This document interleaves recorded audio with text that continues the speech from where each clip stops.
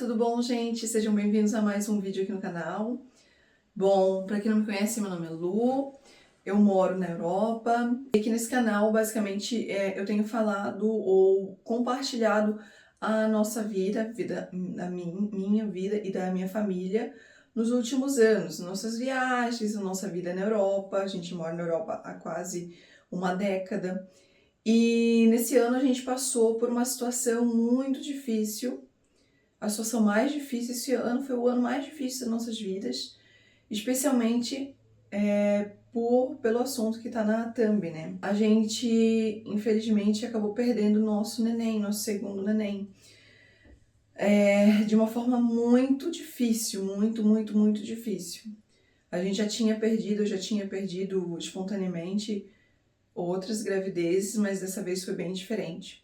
Então, hoje eu vim aqui contar essa história, o que aconteceu. Eu decidi contar aqui porque, não só aqui, né, eu já decidi contar nas redes sociais há um tempo. Já compartilhei lá no Instagram há algumas semanas atrás e decidi compartilhar aqui agora também porque eu sei que quando eu passei por isso, eu busquei saber se outras pessoas já tinham passado por isso, o que aconteceu, como elas enfrentaram isso. E eu decidi que eu compartilhar isso também poderia ajudar outras pessoas. Então eu decidi compartilhar essa experiência com vocês e retomar o canal aqui, né? Porque já fazem vários meses, se não mais de ano, que eu não compartilho mais nada aqui no canal. Vou explicar também um pouquinho desse processo, então, nesse vídeo aqui. Bom, então vamos lá. Faz um tempo que a gente não publica mais nada no canal, porque eu realmente me afastei das redes sociais durante um bom tempo. A gente decidiu se afastar por várias questões, mas especialmente por essa questão que aconteceu, a perda do nosso neném. E eu tava repensando também sobre essa questão, né, da exposição na internet, se fazia sentido pra gente, por que fazer isso, porque eu sei que muita gente nos acompanha e torce pela gente, e também tem curiosidade de saber como é que é a vida aqui na Europa também, né, que é a grande parte do conteúdo que eu sempre vim publicando aqui, gosto de acompanhar nossas viagens e também, né, que nem eu falei, torcer pela nossa família e tal, né, acompanha a gente. Os últimos vídeos, se eu não me engano, que eu postei no canal, nem olhei mais, nem lembro mais qual foi o último vídeo, mas se eu não me engano, teve a ver com o parto do Daniel, né? Então eu compartilhei o parto do Daniel e depois eu talvez tenha compartilhado mais alguns vídeos, eu não lembro mais, alguma coisa sobre morar e trabalhar na Europa. Depois a minha intenção era compartilhar uns cruzeiros, a gente fez um cruzeiro pela Grécia, foi muito legal. Nosso primeiro cruzeiro na vida, e eu ia compartilhar os vlogs, eu gravei, só que acabei perdendo não, na verdade o HD externo que tava onde estão todos os arquivos, ele estragou, e eu fiquei de arrumar e ainda não arrumei. Mas eu vou arrumar e vou compartilhar esse conteúdo com vocês, porque foi muito legal. Daniel tinha 8 meses, estava com uns bochechão grandão, gostoso. Agora ele acabou de completar 1 ano e 9 meses. Mas vamos para a história, né? O que aconteceu? Bom, a gente há muito tempo assim, a gente já sabe, já tem certeza de que quer ter uma família muito grande. Família grande, muito grande, eu posso ser muito grande mesmo pelos padrões de hoje em dia, né? Que hoje em dia a galera quer ter 1, 2 filhos e tudo bem, né? Cada um decide, né, pra si o que sente no coração que é melhor, ou de acordo com as suas condições e tal. E a gente decidiu que a gente quer deixar na mão de Deus e deixar ele decidir quantos filhos que a gente vai ter. Então, a gente decidiu estar aberto à vida, basicamente. É claro que não de uma forma sem critérios e tal, né? Por exemplo, para mim é muito importante a amamentação. Então, eu espero pelo menos o período ali de amamentação exclusiva, né, que são 6 meses, para daí depois começar a deixar em aberto, né, não tentar, né, mas deixar em aberto o próximo neném. Só que com o Daniel, como eu não sabia como é que o meu corpo ia reagir, né, porque depende da mulher, às vezes o leite pode secar quando ela engravida, mudar de gosto, o bebê rejeitar e tal, eu fiquei muito preocupada com isso. Então, eu esperei o Daniel completar ali, ter mais de 9 meses, acho que ele já tinha 10 meses quando a gente decidiu abrir, porque daí eu vi que ele já estava já se alimentando bem, né, a introdução alimentar estava indo bem, e eu me senti pronta então para estar aberta para o próximo bebê. E isso aconteceu lá no final de novembro de 2023. Então, no final de novembro de 2023, eu senti que estava pronto, senti que era o momento e disse pro Jean, então, um próximo ciclo a gente vai tentar. O próximo ciclo seria ali final de dezembro, início de janeiro. E a gente tentou, a gente abriu, né, para essa possibilidade e eu engravidei de primeira, assim. Foi uma surpresa muito gratificante, a gente ficou muito feliz, né, porque a gente quer muito ter os bebês próximos uns dos outros, né, para eles poderem crescer juntos. E eu também não posso ficar esperando mais muito porque eu já tenho 33 anos e até os 40 tá ok, depois dos 40, né, começa ali ter um processo um pouco mais complicado ali pra mulher engravidar. Nada impede, nada que impeça, né, uma mulher de mais de 40 engravidar. Eu não sei se eu vou engravidar, se eu vou continuar aberta às gravidezes depois dos 40, como é que vai ser, também não sei nem quando a minha menopausa vem, né, mas teoricamente ela vai vir depois, por 45, 50, né, pelo histórico da minha família. Então, a gente engravidou de primeira, a gente ficou muito feliz e começamos o pré-natal. Eu vou até compartilhar aqui um trechinho de como foi pra nós, pra gente a descoberta. Na verdade, não a descoberta, porque eu já sabia, né? Eu já conheci meu corpo, eu já sabia, já era a minha terceira gravidez. Então, eu já sabia como é que eram os sintomas e tal, já conhecia meu corpo, foi muito parecido os sintomas ali iniciais do que o Daniel. E daí a gente fez o teste, então foi assim, a gente ficou muito emocionado. Nós vamos fazer o que? Quem vai fazer agora, Daniel? A gente vai ver se a mamãe tá grávida. Não, a gente vai ver se a maninha ou o Maninho estão tá vindo. Tá vendo? Então eu abri aqui 3 testes de uma vez, pra garantir, porque eu pensei, se a gente fazer um, pode ser que dá errado. Se a gente fazer 2, vai que cada um dá um resultado diferente. Então, vamos lá? Pronto? Vamos lá. Pronto? Pronto, Dani? Dani? Pronto? Pronto. Pronto, vamos lá. Vamos lá. 15 segundos aqui. Pode ser. 1, 2, 3, 4, 5, 6, 7, 8, 9, 10, 12, 13, 14, 15. Acho que já deu. Ô, tô ficando nervosa. Ai, meu Deus. Será que os testes estão funcionando ainda? Tá mais que ano guardado. Quase 2 anos guardado. Não sei se tá na validade ainda, mas deve estar. Acho que essas coisas não vencem, né? Acho que não. Vamos ver.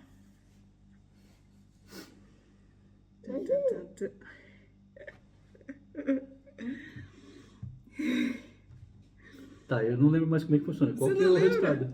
Tem que dar 2 disquinhos, Tem que amor. dar 2, né? Deu um só até agora, né? Não só, amor. Você não Cadê tá o vendo? segundo? Os 3 já estão aparecendo, amor.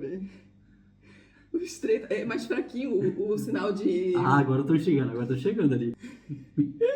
Agora eu tô dormindo, cara. Eu achei que eu ia ficar.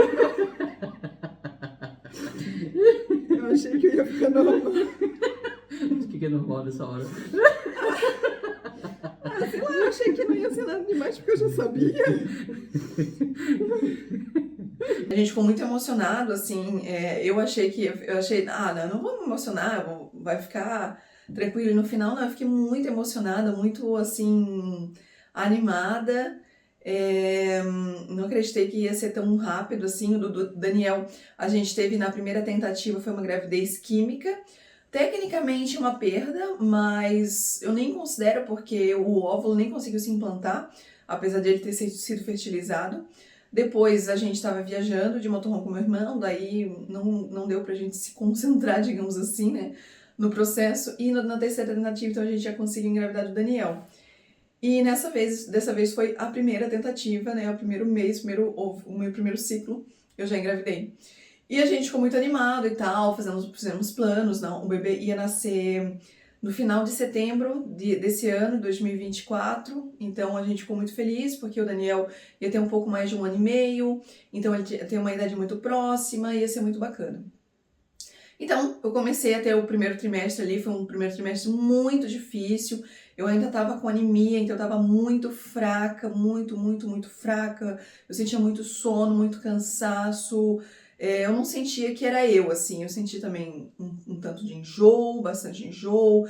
A minha pele ficou horrível, assim, muito. Eu fiquei assim, eu não me reconhecia, assim. Basicamente, eu tava sobrevivendo, então, durante esse primeiro trimestre.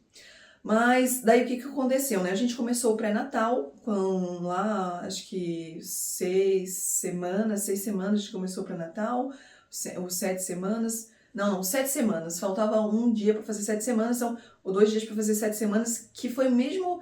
Foi um dia de diferença da primeira ultrassom que eu fiz com o Daniel, na idade gestacional.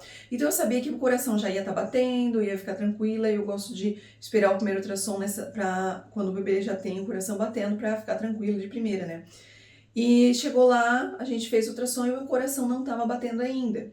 Mas o médico disse, não, tranquilo e tal, porque às vezes a ovulação pode ser tardia. Eu sabia que não tinha sido tardia.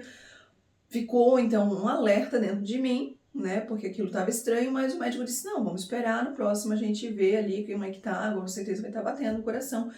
E outra coisa que me alertou também é que o bebê era muito pequeno para a idade gestacional, ele era tipo uma semana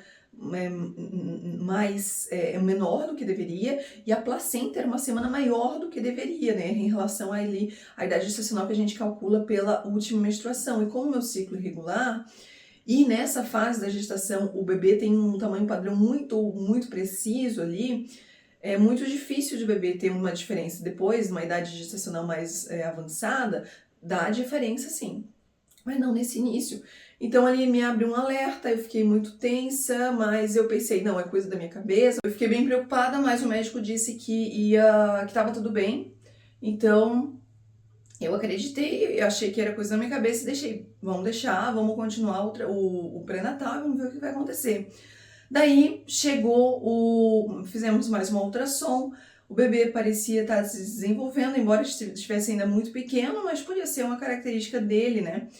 E então a gente continuou o pré-natal até chegar o morfológico de primeiro trimestre, o temido morfológico de primeiro trimestre. Para quem não sabe, o morfológico de primeiro trimestre é um ultrassom, é o primeiro ultrassom que mede o bebê de verdade, que olha cada detalhe do bebê e ali a gente diagnostica diversos problemas, diversas doenças, diversas complicações que podem vir a acontecer durante a gestação, como por exemplo pré-eclâmpsia, algumas síndromes, né? A maioria das síndromes dá para detectar por ali, pela espessura ali da nuca, e várias outras coisas, né? Ver se o bebê está desenvolvendo realmente, tem todos os órgãos, está tudo certinho e tal. E o nosso caso foi assim, a gente chegou super animado para fazer o ultrassom, a gente até gravou o ultrassom, começou a gravar, no final a gente parou. A gente começou a gravar o ultrassom, fazer o ultrassom, a gente estava super animado, já perguntou pro médico, e daí? Porque a gente fez se faz o morfológico do primeiro trimestre na última semana ou nas últimas semanas ali do primeiro trimestre. Então, entre a semana 11 e semana 13 e 6 dias, né? Que a gente conta a gestação por semanas. Então, eu tava com 12 ou 11, alguma coisa, acho que era 12 e pouquinho, então bem na época certa, né? E o médico começou a fazer ultrassom e a gente, e daí já dá pra ver o sexo, será que é menina, será que é menino e tal.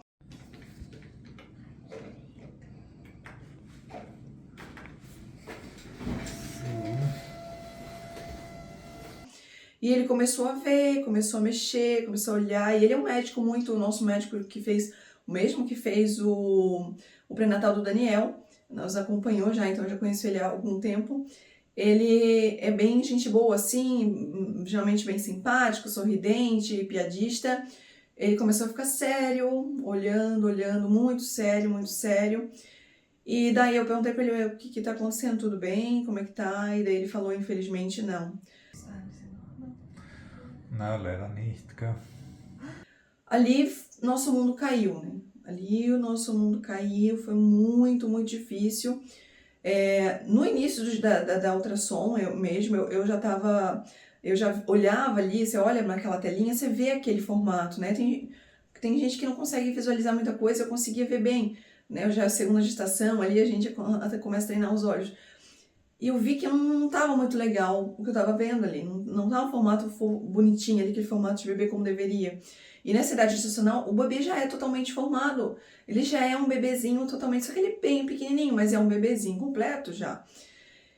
E ele começou a dizer, olha, tem algumas coisas aqui que não estão de acordo, eu não vou entrar em detalhes aqui, mas ele disse, olha, eu não sei o que é, eu não sei qual que é a situação, e tem uma questão aqui, os médicos aqui na Europa, normalmente numa situação dessa, onde eles veem algumas anomalias, eles já mandam direto para interromper a gravidez. É um processo incentivado aqui, né? O bebê tem alguma anomalia, melhor, o caminho já é buscar ali interromper a gravidez, porque para evitar, né, ter uma criança com algum problema, né, que venha atrapalhar a qualidade de vida dela, a vida, né? É um tema polêmico, assim. Mas o meu médico não tem essa visão. Ele falou, olha, tem algumas situações aqui, vamos fazer o seguinte, normalmente, né, a maioria dos médicos já iria te enviar ali, já iria te mandar para o hospital para fazer a interrupção, só que a gente vai investigar primeiro, vamos investigar, vamos ter certeza do que está acontecendo pra gente daí tomar uma decisão. Então, ele fez exame de sangue em mim, porque ele disse, olha, eu não sei te dizer o que é exatamente que está acontecendo com o bebê. Ele tem alguns problemas muito graves. O bebê tinha... eu não vou entrar em detalhes, mas basicamente o bebê tinha características que eram incompatíveis com a vida. Inclusive, era até um milagre ela tá viva nesse momento, porque... faltavam muitas partes, não fazia sentido ela estar viva, a gente não sabia, ela era muito pequenininha, muito, muito pequenininha, ela tinha, o comprimento até que estava ok, mas ela tinha tipo 1/5 do peso que ela deveria ter, então ela não tinha massa, ela não tinha... Bem complicado, assim, um desenvolvimento bem, bem complicado, mas ele disse, olha, pode ser uma infecção, ou pode ser uma anomalia genética, a gente não sabe o que é. Vamos fazer uma investigação mais a fundo para garantir, para a gente tomar uma decisão certa do que é isso.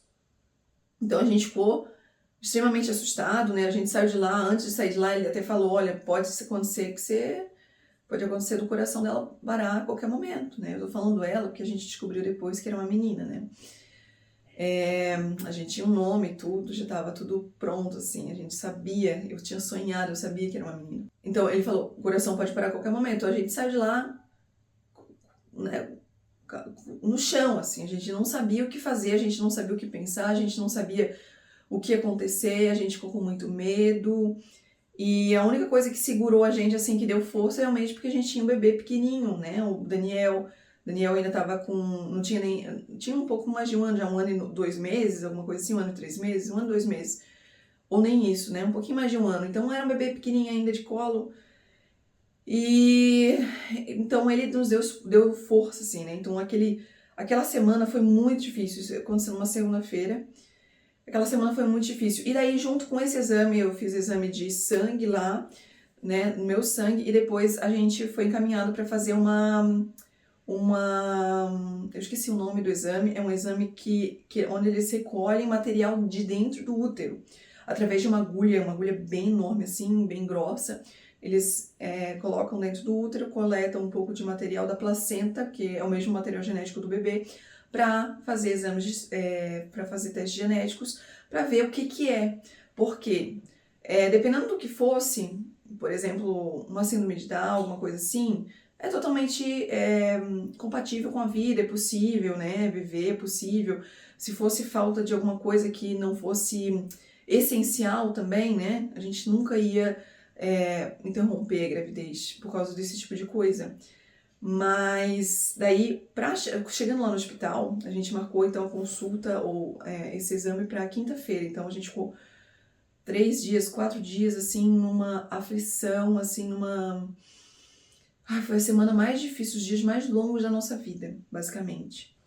A gente chegou lá para fazer o exame e antes de aplicar a agulha, né, no útero, teoricamente dizem que não dói, então eu tava tranquila até em relação a isso, mas o médico responsável pelo exame, né, um obstetra super renomado, ele disse, primeiro a gente vai fazer um exame de imagem completo para entender como é que tá, até para ele saber qual a posição que ele ia fazer o exame e tudo mais, né.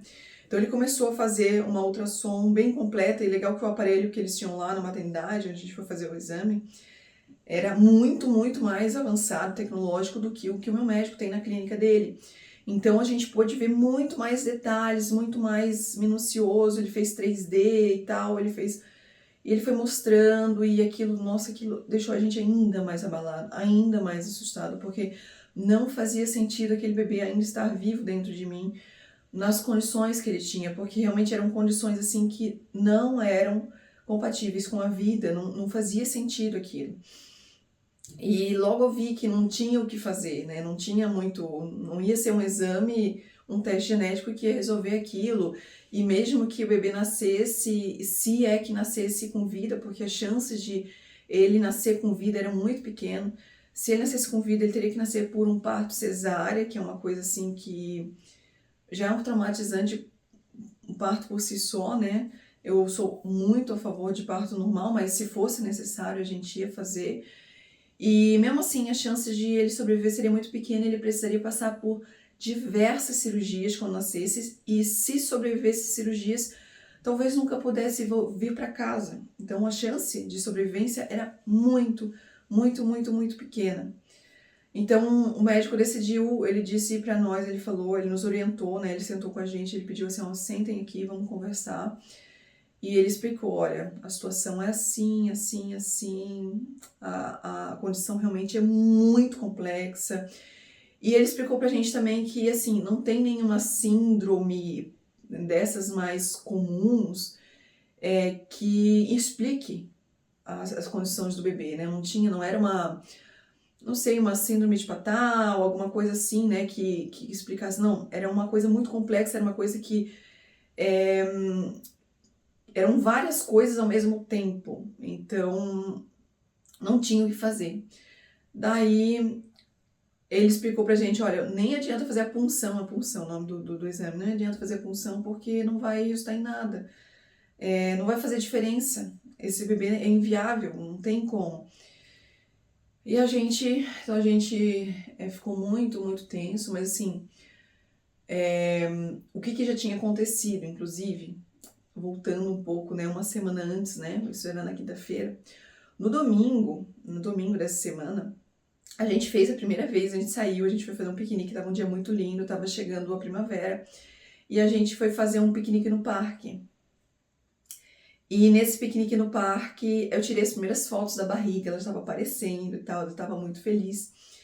E a gente, nessa noite do sábado, do domingo para segunda-feira, que foi quando a gente fez o morfológico do primeiro trimestre, eu tive um sonho, e nesse sonho eu sonhava que esse bebê não existia mais, que esse bebê não existia, que a gente tinha um terceiro bebê já, mas aquele bebê não existia na nossa vida. Eu não sonhei que ele tinha de arrasto para cima, eu não sonhei nada dessas coisas, mas eu sonhei que ele não existia mais. Mas quando eu acordei desse sonho, eu não falei nada pro Jean, não falei nada para ninguém, eu fiquei muito assim, abalada, assustada com esse sonho, mas eu esqueci. A gente foi fazer ultrassom e quando a gente voltou, eu lembrei no caminho da volta, né? A gente tinha muito assustado, chorando e tal. Eu lembrei do sonho e falei pro Jean. A gente orou muito durante a semana e tal. E a gente já sabia o que ia acontecer, a gente já sabia o que a gente deveria fazer. Por mais difícil, por mais contra nossos valores que fosse isso. E quando chegou na hora de fazer esse exame, só confirmou aquilo que a gente já sabia. Aquilo que a gente já sentia que ia acontecer. Então, o médico não fez a punção, ele falou, olha, não tem que fazer, a melhor maneira, o melhor caminho a se tomar é a interrupção. E a gente também tinha esse pensamento de, tipo, se é uma situação onde a gente vai ter um filho que vai nascer para sofrer pela nossa vaidade de dizer que a gente tem um filho, que a gente está fazendo tudo por ele, não faz sentido, sabe? Então, prolongar esse sofrimento para quê? Então, a gente decidiu, né, junto com o médico, a gente aceitou o conselho do médico e a gente, então, partiu para a interrupção. Então, na sexta-feira, na quinta-feira mesmo, eles me passaram algumas pílulas, eu tomei dois comprimidos, um na sexta-feira mesmo, e daí tinha que tomar um outro 2 dias depois ou 3 dias depois, acho que foi no sábado, na verdade, eu tomei um no sábado, 2 dias depois eu tinha que tomar o outro na segunda-feira, mas eu tinha que ir pra maternidade, então eu vim pra casa, no sábado eu tomei a primeira pílula, e na segunda-feira eu voltei e fui pro hospital para tomar daí a dose do outro remédio lá, que faria o expulsivo do bebê. Então, basicamente, eu fiz como se fosse um parto induzido, basicamente, né? Então, eu tive o bebê de forma natural. Também não vou entrar muito em muitos detalhes, assim, de como foi, porque é muito sensível e também para esse vídeo não ficar tão longo e tal. Mas, basicamente, né, para quem quer saber se for passar por isso, basicamente, então, eu tomei um remédio para inibir a progesterona. A progesterona, ela que segura a gravidez, né? Eu tomei no sábado. 10% das gestantes ou das mulheres, quando estão interrompendo a gravidez, quando tomam esse remédio, inclusive ele também pode ser usado para o parto, para induzir o parto e tal. Ou esse ou o segundo, agora eu também não lembro mais. Mas eu tomei esse remédio, não lembro o nome do remédio, não vou falar também, porque não faz sentido aqui. E 10% das mulheres já tem interrupção e o bebê já nasce com esse primeiro remédio, mas não foi o meu caso, não fez diferença, na verdade, para mim. Daí, na segunda-feira eu fui pro hospital. A coisa mais difícil nesse meio tempo foi ficar sem o Daniel e foi ficar sem amamentar o Daniel, porque o Daniel ainda mamava, ainda mama, inclusive, né? Agora com 1 ano e 9 meses, ainda mama, ele tinha um pouco mais de 1 ano, então ele era um bebê bem pequenininho ainda. E ele ficou, graças a Deus, a gente tinha uma rede de apoio, ele ficou com a madrinha dele aqui. E aí a gente foi na segunda-feira no hospital, eu tomei a primeira dose, tinha que tomar 3 doses de 6 em 6 horas, a cada 6 horas tomar uma dose desse remédio. Eu tomei a primeira dose, eu senti um pouco de cólica, não deu muita diferença, eu tomei a segunda dose e logo em seguida, então, o parto aconteceu. Dessa vez eu tive a bolsa rompeu, eu senti a bolsa romper e o que eu posso dizer assim é que a gente estava no hospital, a gente foi no hospital público, que é o hospital que a gente sempre é atendido aqui, que a gente vai. E a gente foi muito, muito, muito bem acolhido, eles reservaram um quarto só pra gente. Eu tive o bebê no quarto de recuperação mesmo, porque as salas de parto elas são reservadas para uma mulher que vai parir um bebê que precisa de os cuidados e tal, né, no início. Não era o meu caso, mas me ofereceram um remédio, tudo, se eu precisasse, né, um remédio para dor e tal, mas eu acabei não tomando nada, porque o parto se desenrolou muito rápido. Demorou mais ou menos 6, 7 horas desde a primeira dose do segundo remédio. Começou o processo e foi muito rápido, em questão de alguns minutos o parto aconteceu, o bebê nasceu. Nesse momento só estávamos eu e o Jean dentro do quarto, isso foi muito legal porque a gente teve um momento muito íntimo, assim. Foi muito difícil, eu tive o bebê de cócoras no box do banheiro do hospital.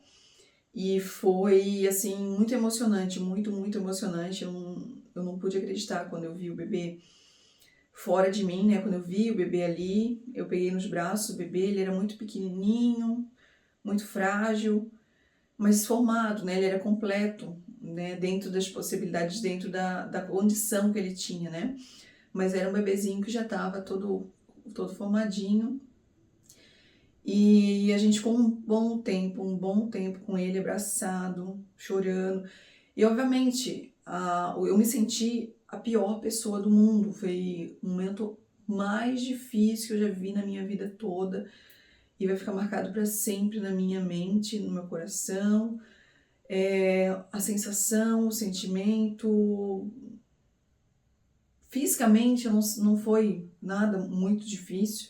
Eu passei pelo parto do Daniel, foram 26 horas de indução, foi muito difícil, um parto bem cansativo e com muita dor, sem anestesia, mas esse não foi nada, mas a dor emocional ela foi...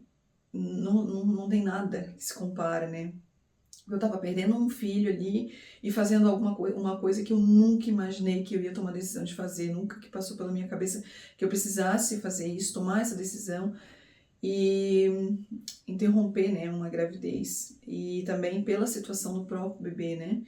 Nunca imaginava passar por isso, de ter um bebê com uma condição assim tão rara e tão complexa, né? Essa é a melhor maneira de falar.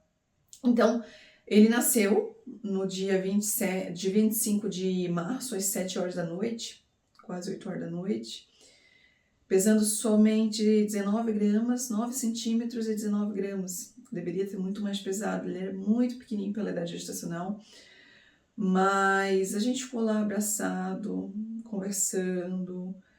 Eu pedi muitas desculpas para ele, né, pelo que a gente tinha feito. E depois disso, quando eu consegui assim me voltar um pouco em mim, né, eu me preparei para a cirurgia, eu precisei fazer uma curetagem, então tomei anestesia geral, fiz uma curetagem, estava com muito medo também, porque eu nunca tinha tomado uma anestesia geral, nenhum tipo de anestesia, né, que mexe assim, principalmente uma geral. E também a curetagem, já que a curetagem tem alguns riscos e tal, mas graças a Deus ocorreu tudo bem na cirurgia. E depois, bom que a cirurgia foi durante a madrugada, eu entrei na sala de cirurgia um pouquinho depois da meia-noite, então eu passei a madrugada ali dormindo, né, ainda me recuperando da anestesia, então eu fui me sentir bem às 7 horas da manhã, quando eu levantei pela primeira vez, então eu consegui ter uma noite de sono, descansei. E daí no dia seguinte o Jean já foi me buscar, já tive alta, o Jean já foi me buscar junto com o Daniel e eu pude voltar para casa. A única questão é que minha recuperação foi um pouco mais longa do que a gente esperava, porque eu tive... A placenta não saiu toda durante a curetagem, ficou um pedaço dentro de mim, então eu demorei 6 semanas para me recuperar por causa disso. A placenta, então, aos poucos foi saíram uns 2 ou 3 pedaços depois disso. Então, uma recuperação que era para ser de 1, 2 semanas, durou 6 semanas. Mas apesar de ter demorado, no final eu consegui me recuperar. Demorou um pouquinho mais, né? Mas eu consegui me recuperar, depois eu fiz exame, vi que estava tudo certinho. Fui liberada, então, do resguardo. Eu fiquei 40 dias de resguardo por causa de todo o processo, né, que é feito. Depois disso, a gente ficou em dúvidas, né? Ficou um pouco apreensivo sobre engravidar de novo, mas a gente sempre foi o meu plano desde quando eu engravidei Daniel. Eu disse, eu nunca vou deixar ele ser filho único, eu não acho isso legal, acho que precisa ter um irmão, pelo menos um irmão, então a gente vai continuar, vamos fazer acontecer.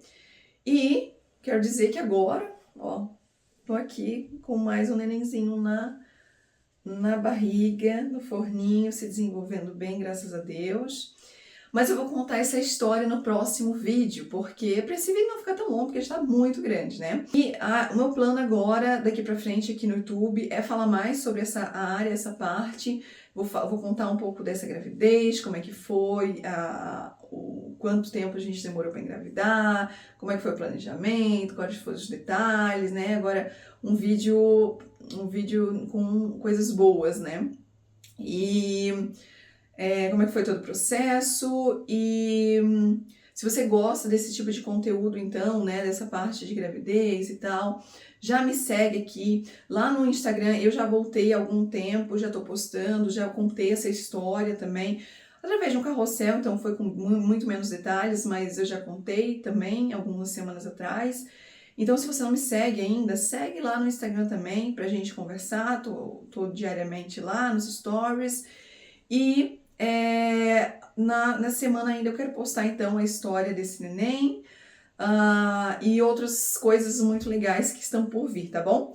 Então, não esqueça de deixar o seu like antes de sair, se inscrever no canal e comentar o que você quer ver mais aqui pra frente, tá bom?